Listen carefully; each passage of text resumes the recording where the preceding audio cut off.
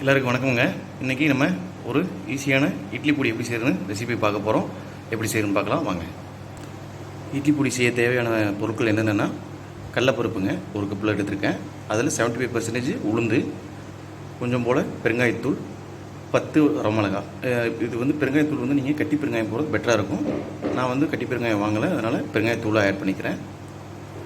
இந்த மாதிரி ஒரு பேனை அடுப்பில் ஹீட் பண்ணிக்கலாங்க. ஹீட் பண்ணி ஃபஸ்ட்டு நம்ம கடலைப்பருப்பு ஆட் பண்ணிக்கலாம். இது எல்லாமே ட்ரையாக தான் இருக்கணும், நம்ம எண்ணெய் சேர்த்துக்கூடாது.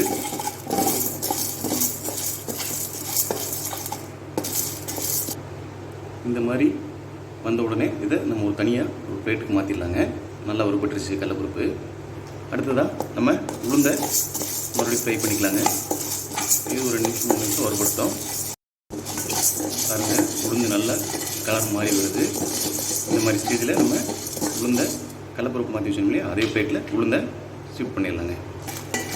இப்போ நம்ம ஆல்ரெடி எடுத்து வச்சுருந்த வரமிளகாயை இது கூட ஆட் பண்ணி நல்லா வறுத்தெடுத்துடலாங்க.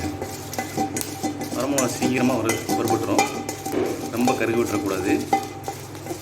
ஒரு நிதானமான கலர் மாறும்போதே நம்ம எடுத்துடலாம். பாருங்கள், கலர் நல்லா மாறி வந்துருச்சு.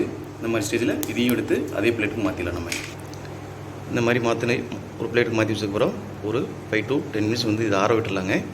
இது கூடவே கொஞ்சம் நம்ம பெருங்காயத்தூள் ஆட் பண்ணிக்கலாம். ஏன்னா பெருங்காயத்தூள் நம்ம சட்டியில் போட்டு வறுக்கும்போது அது கறியுருங்க. அதனால் அது நம்ம அது கூட ஆட் பண்ணக்கூடாது, இதில் ஆட் பண்ணிக்கலாம். பெருங்காயத்தூள் ஆட் பண்ணியாச்சுங்க. நம்ம இந்த இட்லி பொடி சில டைமில் நம்ம சாப்பாடு கூட பிணைஞ்சு சாப்பிட்லாங்க. அதுக்காக தேவையான அளவு கொஞ்சம் போல் சால்ட் ஆட் பண்ணிக்கலாங்க. இப்போ நம்ம எடுத்து வச்ச வறுத்து வச்ச கடலைப்பருப்பு, உளுந்து, வரமிளகாய் இதெல்லாம் நல்லா ஆறிச்சு. இது ஒரு மிக்ஸி ஜாருக்கு மாற்றிடலாங்க. இப்போ இது எல்லாமே ஒரு மிக்ஸி ஜாருக்கு மாற்றியாச்சுங்க. இதுக்கு ஒரு உங்களுக்கு ட்ரிக்ஸ் சொல்லி தரேன். இது நல்லா வறுபட்டுச்சா என்னென்னு பார்க்குறக்கு நீங்கள் அந்த பிளேட்டுக்கு மாற்றுறீங்களே, மாற்றும் போது நல்ல சவுண்டு வரணும்.